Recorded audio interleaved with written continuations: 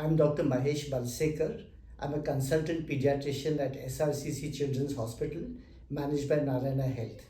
I'll be happy to take your questions today. The questions will appear on the screen and I'll be happy to answer them. Sugar is responsible for most of the lifestyle diseases and obesity, and it's very important that we restrict the intake of sugar in children. Young infants don't need sugar. If you need to introduce sweet substances, it's best to use natural sugars like figs or prunes or dates. Children sometimes develop a preference for sweet substances if you introduce sugars in early life, so it's best to delay as much as possible. And in older children, it is 3 grams of sugar. This does not mean that we should give this much sugar. This is the maximum permissible amount. The lesser the better, and no sugar is the best. If you need to sweeten foods, it's best to use natural substances like figs and prunes and dates. Sugar substitutes are not recommended. Jaggery is healthier than sugar but not recommended. Honey is not recommended till 1 year of age. A date sugar and palm sugar may be slightly better than normal sugar, but they also cause the same consequences and must be limited in their intake. Screens, as you know, if used correctly in moderation, has positive consequences. If you use it for communication, for education, for problem solving, for entertainment, it's not a bad thing. But excess screen time and inappropriate content has extremely harmful consequences at all ages, particularly in children. There are official guidelines from the Indian Academy of Pediatrics which says that under 18 months of age, screen time may be permitted only for FaceTime with family members. Between 18 to 24 months of age, screen time may be used but only for high quality educational programs. What this means in practice is that the parent should sit with the child and use the screen as a tool to converse and educate. Using the screen as a babysitter is harmful. If the mother is busy elsewhere and the child is engrossed with the screen, it does no good for the child. It's important to note that children seem quite mesmerized with the screen, but they are not able to absorb the content from screen. It's equally important that parents should educate their children to sleep adequately, be active, socialize, and most important, read books. Preventive checkups for children are extremely important, and there is something called health supervision of children. That means we have a existing protocol by which children are monitored. Most infants are monitored for their health during their vaccination visit. So they normally come every 6 weeks between birth and 6 months. Then at 6 months, 9 months, 1 year, 15 months, 18 months and 2 years, and annual thereafter. Health supervision also includes guidance on nutrition, on development, on lifestyle, accident prevention. It also includes references for a dental check and vision check. So health screening in children is extremely important to prevent and promote good health.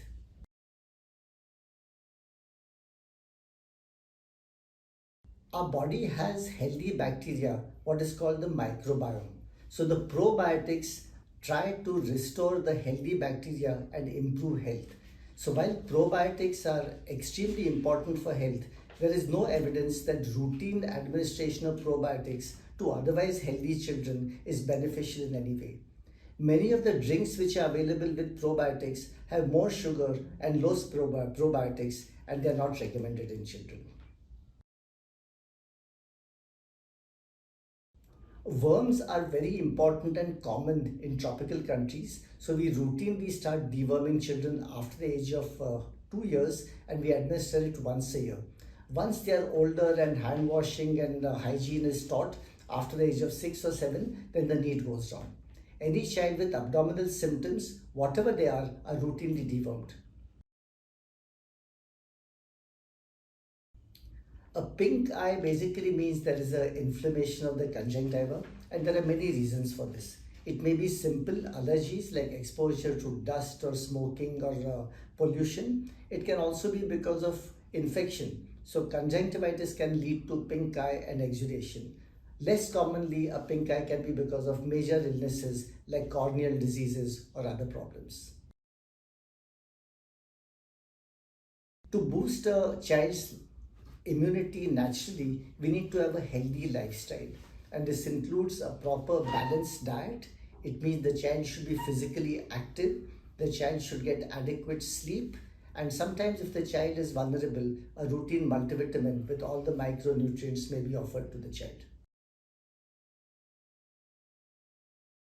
Flu is an extremely common infection, more common during the monsoon.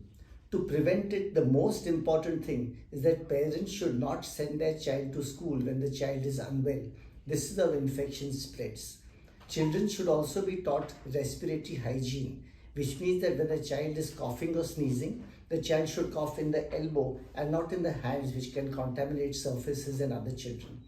Under the age of 5 years, all children are offered the flu vaccine, which prevents influenza. Older children who have underlying asthma, heart diseases, or chronic illnesses are also offered the influenza vaccine annually. A healthy diet in a child is extremely crucial, and for a balanced diet, we follow what is called the plate method of eating. It means that imagine your 24-hour intake and divide it into a plate with 4 quadrants. 25% should be fruit, 25% should be vegetables, 25% should be protein, and 25% should be grain. In the Indian diet, for example, we have at least 50% of grain intake. So in practical terms, we should reduce our intake of carbohydrates and grain and increase our intake of fruit, vegetables, and protein. It's very healthy to include 2 cups of milk in a child for growing children. It's also important to include nuts because they have essential fatty acids and omega acids. So including dry fruit is important. It's very important also to encourage sufficient intake of water, and at least 6 glasses of water is important for older children. The entire world is sleep deprived, and it's extremely important that children get adequate sleep. Sleep is important for their growth, important for their immunity, and important for their academic success in life, and important for their mental health. Newborns till the age of 3 months normally sleep about 14 to 17 hours. Between 3 months and 1 year, they sleep roughly 12 to 15 hours in a day. Between 1 to 2, 12 to 14 hours. In children between 6 years and 12 years, they need at least 10 hours of sleep in a day.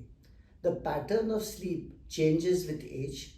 Most children need about 3 naps in the day in early infancy. By 9 months, they drop it to approximately 2 naps in a day, and usually by 15 months, they make it 1 nap a day.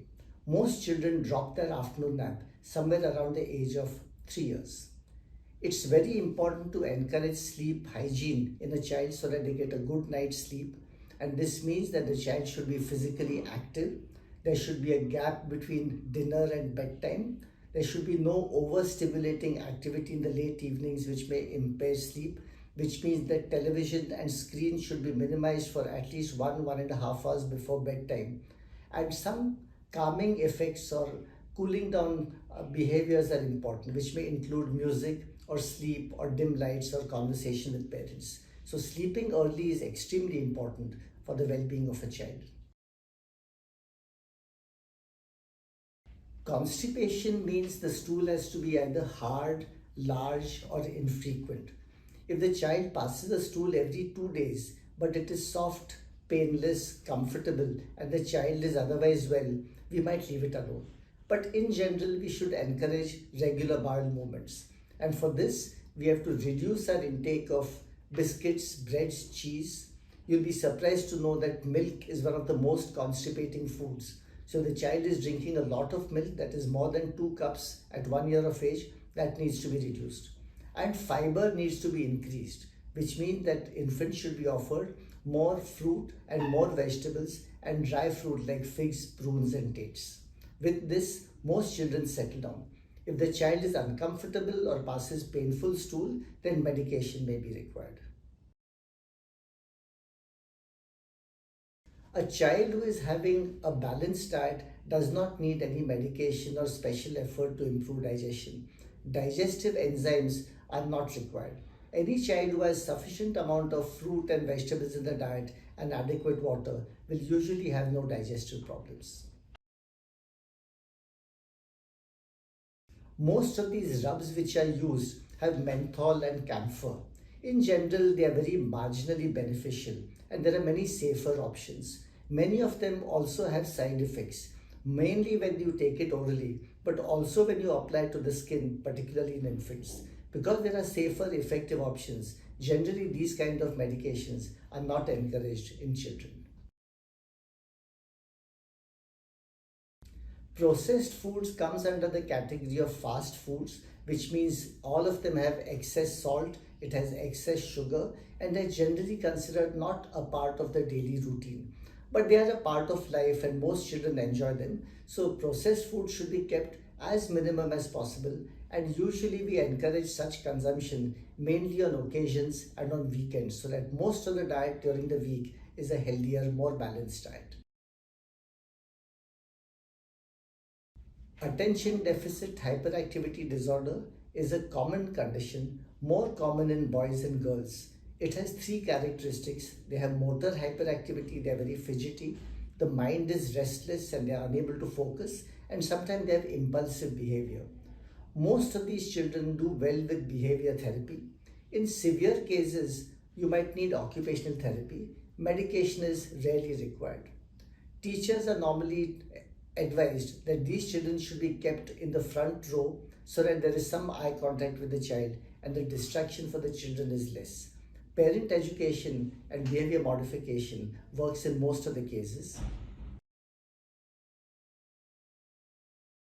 Young children are normally encouraged free play and there is no strict routine which is advised.